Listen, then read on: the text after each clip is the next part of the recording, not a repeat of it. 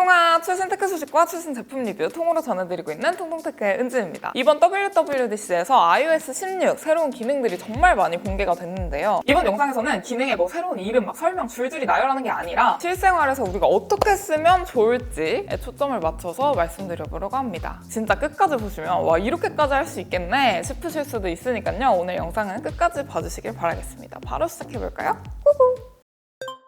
첫 번째, 동영상 강의 텍스트를 복사하는 건데요. 아이폰이나 아이패드, 맥북으로 강의를 듣다가 내용을 복사하는 게 가능해집니다. 하나하나 이제 필기하는 것이 아니라 기기가 텍스트를 인식해서 복사할 수 있게 해주는데요. 텍스트가 인식되면 사진이나 동영상 우측 하단에 이런 아이콘이 뜹니다.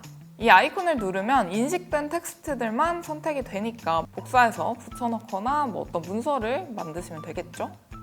우리가 길을 가다가 중요한 글을 봤을 때 사진으로 찍어서 이거 기억해야지 하시잖아요. 하지만 그냥 카메라에만 갖다 대면 아이폰이 텍스트를 그대로 추출해줍니다. 찍지 않아도 라이브 텍스트 기능을 쓸 수 있는 건데요. 심지어 바로 번역도 됩니다. 번역 누르고 시간이 얼마 걸리지 않아요. 이게 번역을 하는데 1초도 걸리지 않더라고요. 심지어 음성으로도 재생이 가능하기 때문에 진짜 여행 가가지고 현지에서 유용하게 쓸 수 있을 것 같아요. Grilled chicken breast ball with chicken.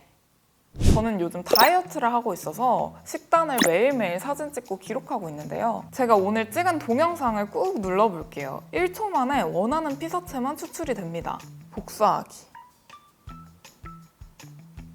이게 너무 크다면 작은 이미지 이렇게 하면 바뀝니다. 토마토 이런 식으로 다이어트 다이어리나 인터넷이나 웹사이트에서 제가 쇼핑 리스트 같은 걸 만들고 싶을 때도 캡처해서 이미지를 꾹 눌러서 바로 눕기를 짭니다. 그리고 텍스트도 추출해 줄게요. 그래서 위시리스트도 이렇게 쉽게 작성하고 있습니다. 제가 좋아하는 시집의 시를 한번 찍어볼게요. 고사성어도 하루에 3개만 찍어주도록 할게요. 온고지신, 간담초월, 잠금 화면을 한번 설정해 주도록 하겠습니다. 플러스 버튼 누르시면 사진 셔플을 눌러주고 5장을 추가해 줄게요. 이렇게 해두면 외우기도 좋겠죠? 여기 밑에 보시면 셔플 주기가 있어요. 매일, 매시간 화면을 깨울 때마다 탭할 때마다 할 수 있고요. 탭할 때마다면 이렇게 탭할 때마다 바뀌게 되고 화면을 깨울 때마다로 하시면 이렇게 바뀌게 됩니다. 내가 좋아하는 사람 사진으로 해놔도 좋겠죠. 저는 저를 좋아하기 때문에 제 사진을 이렇게 해놨는데 눕기를 자동으로 따서 숫자 뒤에 앞에도 할 수 있고요. WWDC에서 보여준 전체 배경화면도 가능하고요. 지금 실시간 날씨를 기반으로 한 배경화면도 가능합니다. 아까 단어장 찍어놨듯이 오늘 다이어리를 찍어가지고 배경화면으로 설정해 둔다면 잠금화면에서 바로 오늘 할 일을 볼 수 있으니까 훨씬 좋겠죠?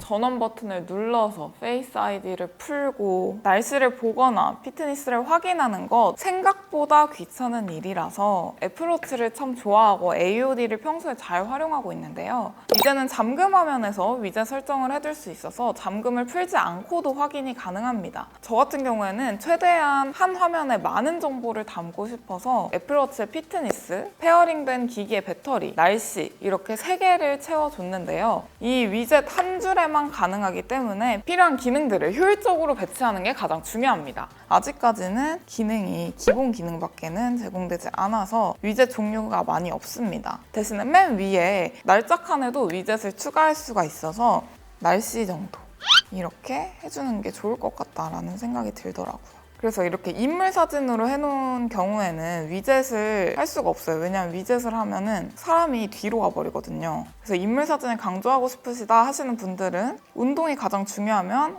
운동 위젯을 여기 한 줄로 채워주시면 될 것 같습니다. 근데 좀 단점은 데이터나 와이파이 속도에 따라서 이게 바로바로 정보가 뜨는 게 아니라 시간이 걸리더라고요.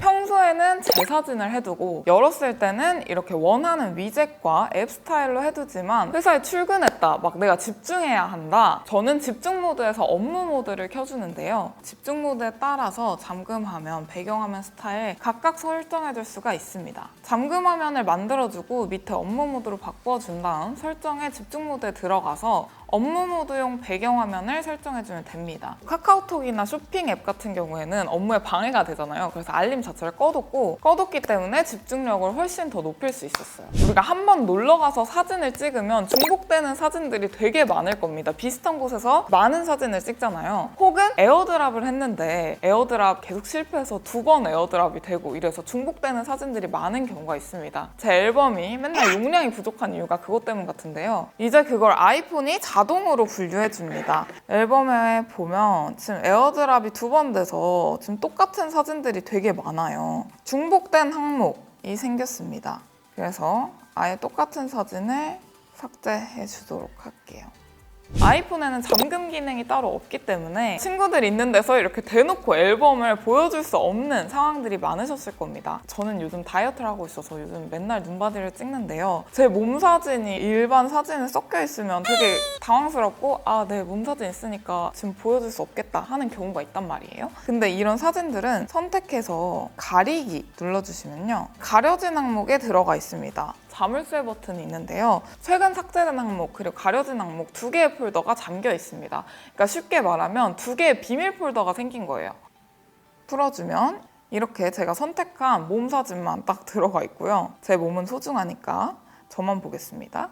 대신 삭제된 앨범은 30일 뒤에 진짜로 삭제가 돼버리니까 비밀로 보관해야 된다 하시는 건 가려진 항목을 활용하시는 걸 추천드리고요. 임시로 2가지 폴더로 나눠서 비밀로 보관해야 된다 하시면 삭제된 항목도 활용해보시는 걸 추천드려요.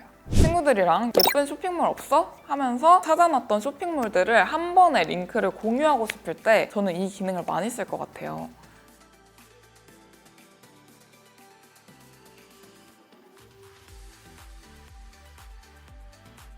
그룹 탭을 만들어서 메시지로 공유하거나 링크를 공유를 하게 되면 거기에 참가한 사람들끼리 그 링크 탭을 수정할 수도 있습니다.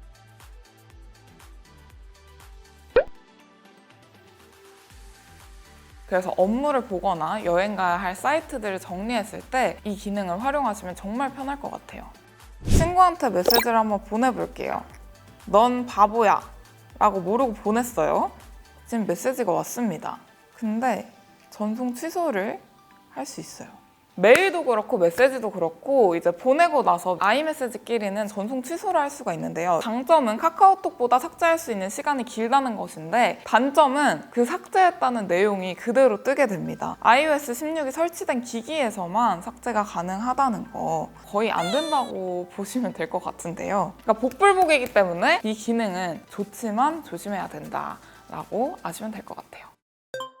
네, 이렇게 해서 iOS 16 실생활에서 어떻게 쓰면 좋을지 여러분들께 한번 정리해드려봤는데요. 제가 말씀드린 기능 이외에도 WWDC에서 공개되지 않은 몇 가지 기능들이 있더라고요. 예를 들면 시리로 전화 끊기가 있는데 물론 전화할 때 전화하면서 시리야 전화 끊어줘 하면 상대방이 당연히 듣겠죠. 그래서 좋지 않을 수 있지만 시리야 전화 걸어줘 하는 상태에서 전화가 안 되고 있을 때 시리야 전화 끊어줘 끊어달라고 하면은 손 쓸 수 없는 상황에서 편리하게 쓸 수 있겠죠. 또 세로뿐만 아니라 가로 화면에서도 페이스 아이디를 인식할 수 있는 기능이 추가가 되었습니다. 대신에 아이폰 13부터만 가능하고요. 그리고 햅틱 키보드 제가 정말 원하던 기능인데 제가 어느 정도였냐면 햅틱 키보드 때문에 지플립이랑 아이폰 동시에 쓸 때 지플립에 자꾸 손이 갈 정도였거든요. 근데 이제 아이폰에도 햅틱 키보드가 가능해졌습니다. 이 애플 기기만의 그 부드러운 진동 키보드 누를 때마다 느끼실 수가 있습니다. 되게 작은 기능들부터 큰 기능들까지 많이 업그레이드가 됐는데 아무래도 좀 있으면 출시할 아이폰 14를 위한 기능들이 되게 많은 것 같더라고요. 오늘 영상 여러분들께 유익했으면 좋겠고요. 그럼 우린 다음 영상에서 만나요. 통빠!